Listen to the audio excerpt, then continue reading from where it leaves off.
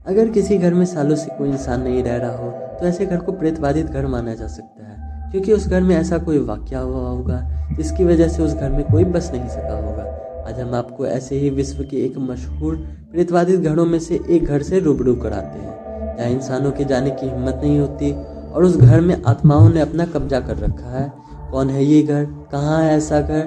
आपके इन्हीं प्रश्नों का उत्तर हम आपको बताते हैं। इस घर का नाम है वेले हाउस और यह अमेरिका में स्थित है। ऐसा माना जाता है कि इस घर को थॉमस वेले ने 1875 ईस्वी में बनवाया था। अपनी पत्नी और 3 बच्चों के साथ इस वीराने में रहने के लिए आ गया। इस घर में आने के कुछ समय बाद ही उसके छोटे बेटे की बुखार की वजह से मौत हो गई।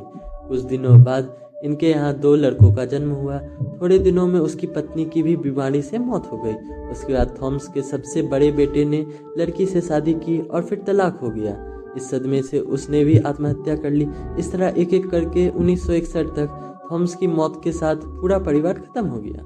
ऐसा माना जाता है कि इस मकान को बनाते समय एक मजदूर ने फांसी लगाकर जान दे दी और उसकी आत्मा यहीं घूमती है। वेले परिवार को इस बात का पता होने के बावजूद यहाँ रहने के लिए वे आ गए और मौत के काल में समा गए।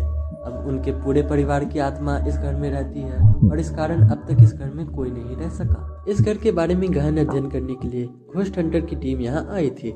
जब वे रात के 12 बजे के बाद इस घर में आए तो उन्होंने इस घर में किसी के आभास और स्पर्श को महसूस किया। उन्होंने बालों से ढके चेहरे दिखाई दिए जो एकदम गायब हो जाते थे।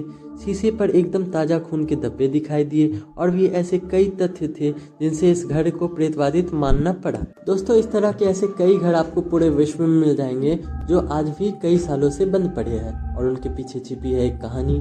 अगर आपके पास भी ऐसी ही कोई कहानी है तो स्क्रीन पर दिख रहे इंस्टाग्राम ID पर आप उस कहानी को हमारे साथ साझा कर सकते हैं।